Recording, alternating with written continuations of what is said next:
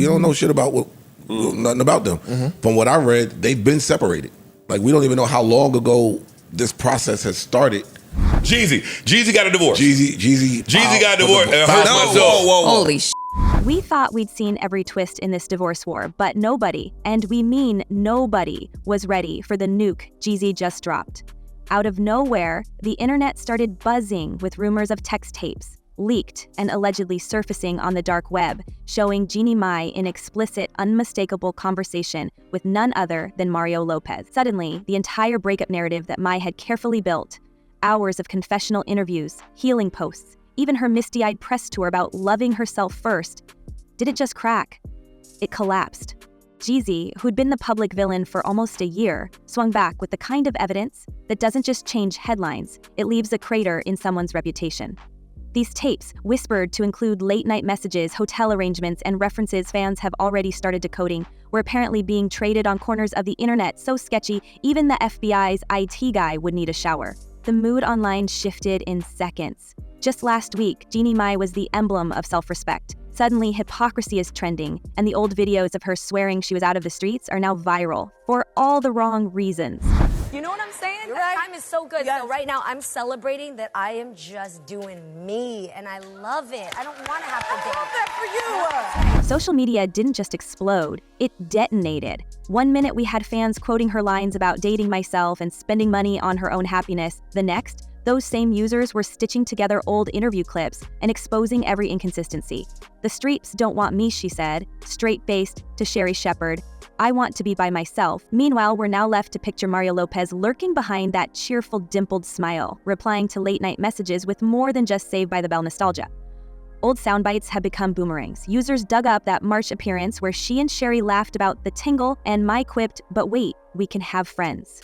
Suddenly, the definition of friends is the hottest debate in DM group chats across the country. Some fans felt gut-punched. Others, let's be real, just delighted in the chaos.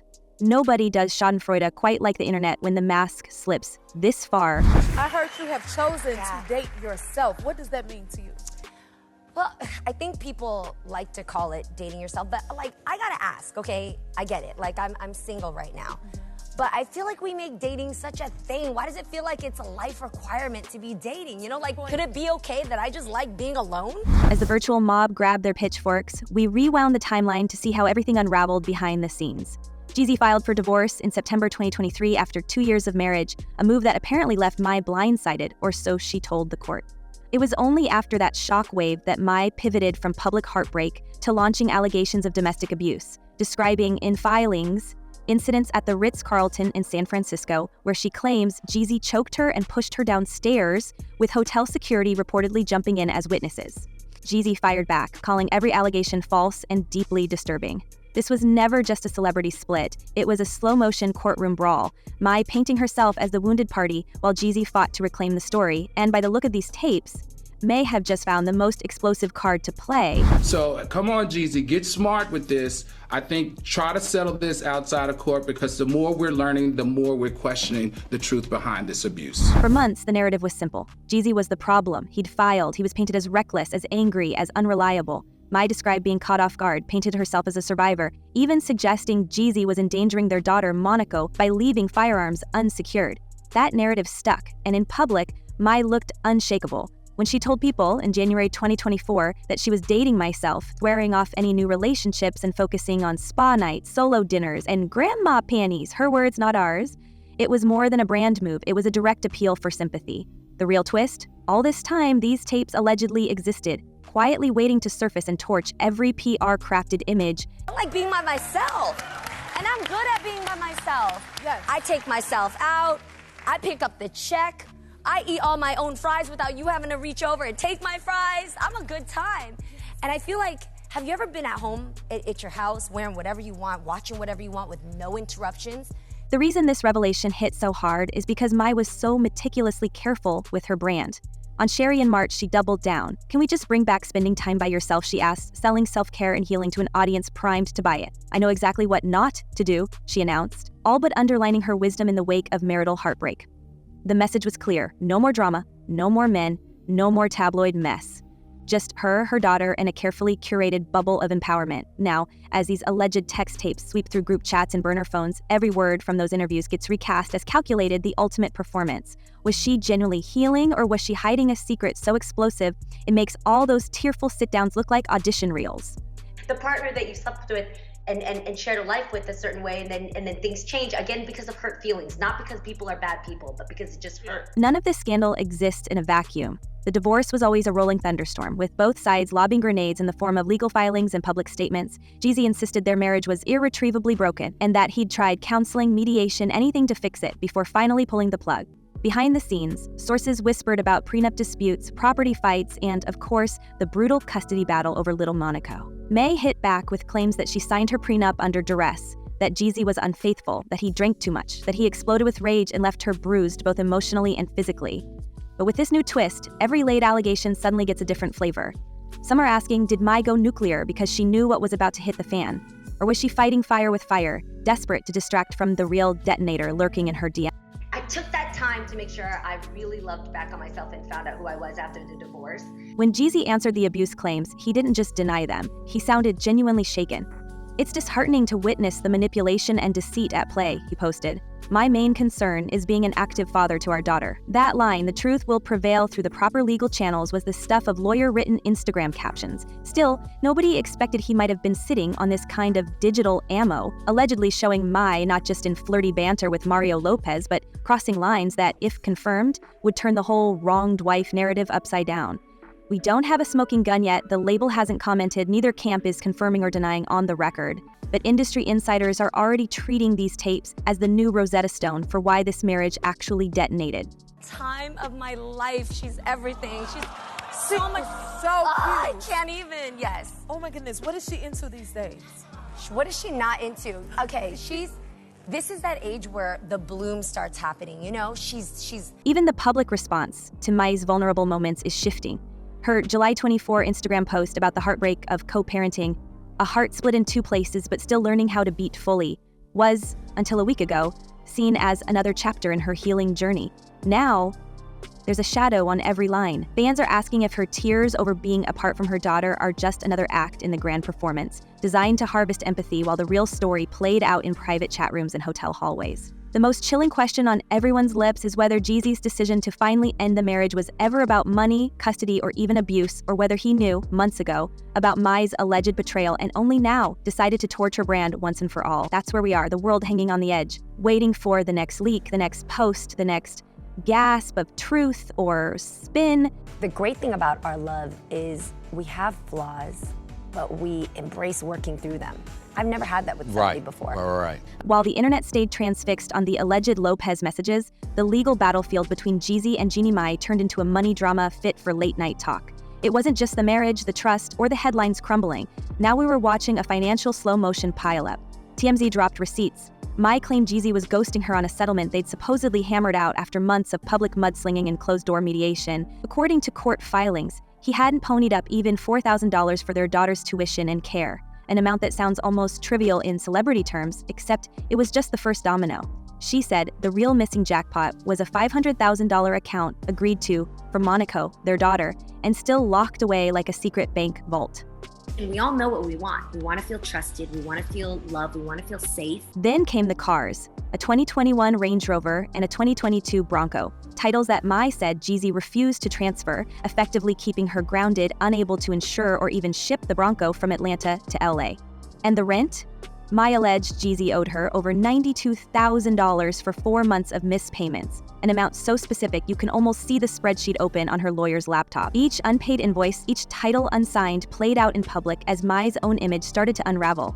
For every accusation she hurled in court, for every news story about Jeezy's missed obligation, a fresh meme or TikTok would pop up, dragging her for hypocrisy, wondering if these money troubles were fallout from her own alleged secrets. I don't know what happened between them, but that comment and him fouling. And we watched the pile-on get meaner. As financial details spilled out and dark web rumors gained steam, even fellow celebrities weighed in. Tamar Braxton, never one to waste a microphone, dropped her now viral opinion. "Men don't leave marriages for nothing, you gotta do something real foul." That line echoed like a prophecy over the divorce wreckage. Fans clipped it and spliced it with screenshots of those Mario Lopez messages. If Jeezy walked away from Mai, the implication was clear. He'd seen the kind of betrayal that makes couples therapy look like a joke. Was it really about finances? About child custody? About hurt feelings? Or was this the consequence of a secret that was, in Braxton's words, real foul and big enough to scorch both a marriage and a public persona in one shot? I can tell you that I'm saddened.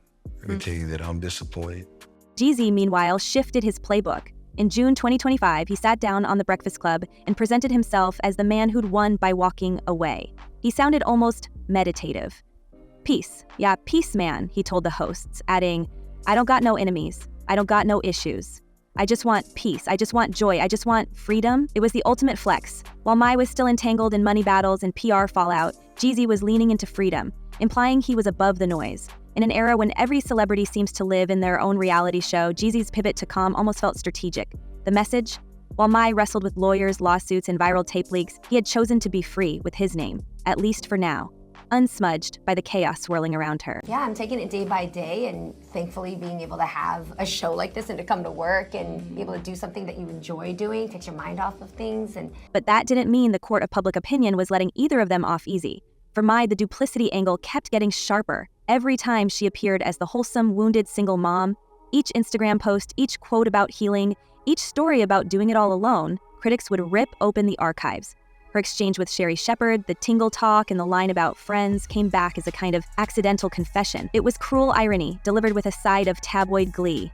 Mai had built a brand on being relatable, vulnerable, even funny about her struggles. But now, thanks to the Lopez rumors, those same words rang hollow, echoing like the punchline to a joke she hadn't realized was about her.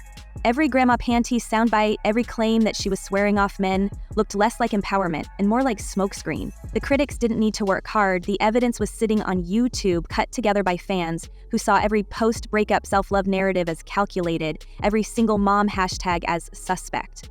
It's so beautiful to see what a human spirit is like before comments and you know, anxiety and things like that. And I want to, it's my job to keep this as pure as it is. Yes, yeah. I'm sure you will. She is so precious.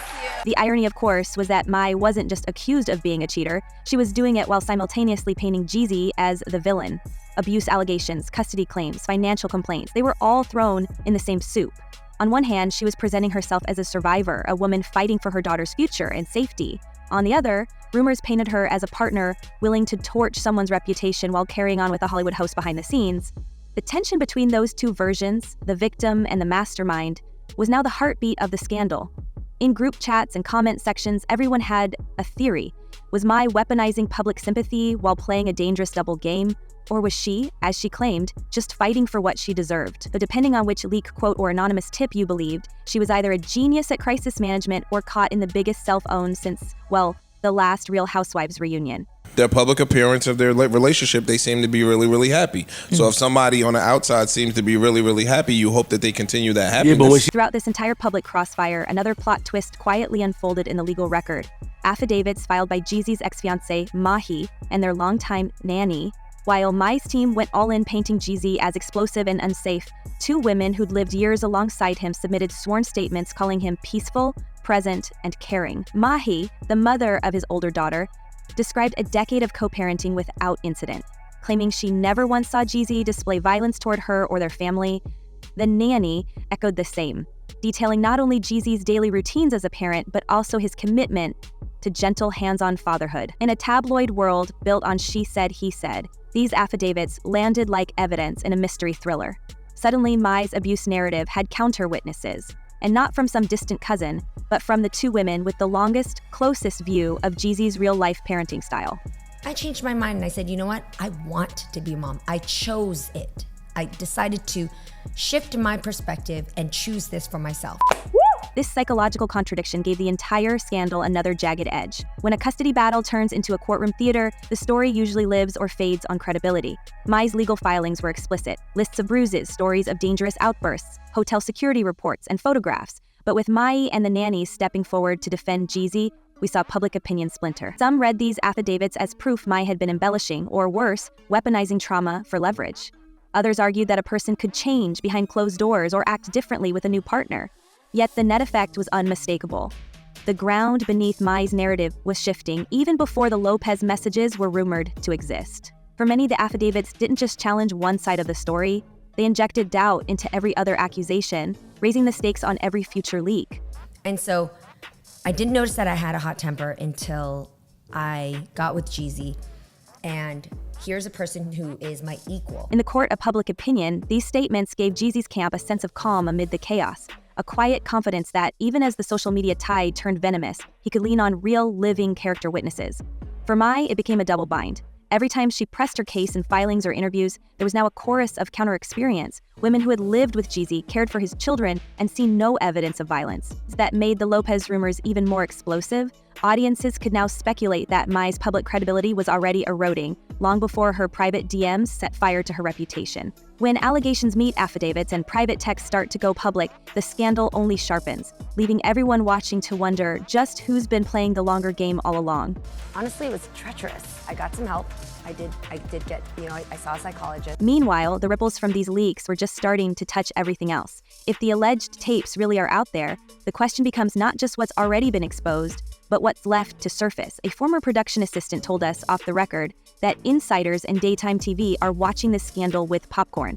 Because if one private conversation made it to the dark web, who's to say there aren't more? The legal implications alone could be massive. If new material comes out, anything that reframes the timeline or shows intent or reveals just how long Mai was in contact with Lopez, it could change everything. From the custody dispute to future endorsement deals, each new whisper or screenshot could tilt the scales, not just in the court of public opinion, but in a real court where property, custody, and careers hang in the balance. And let's not forget the wider fallout. If you think PR reps and network executives aren't sweating, you're dreaming. The talk show world is built on trust, on hosts being relatable, aspirational, just broken enough to seem real. Mai's mess threatens more than just her own future. Other public figures are suddenly getting nervous, worried their own DMs and late-night texts could become tomorrow's trending topic. The scandal has become a cautionary tale. Don't build your brand on virtue if there are skeletons, or in this case, text tapes, rattling in the closet. As the news cycle spirals and new voices jump in, we're left with one question hanging over the wreckage. If this is what leaks now, what comes next? Are there even more damaging messages lurking in some lost phone backup? Or will an insider drop the next bombshell and push this story to an even darker place? Could a single screenshot upend the custody battle, or maybe even force the network to cut ties with Mai altogether? Drop your take below. Are we witnessing a career going up in smoke, or does Jeannie Mai have one last card to play? Stick with us for the fallout, because in this game, the truth isn't just stranger than fiction. It's one message away from breaking the internet. Until next time, keep your screenshots close and your secrets closer.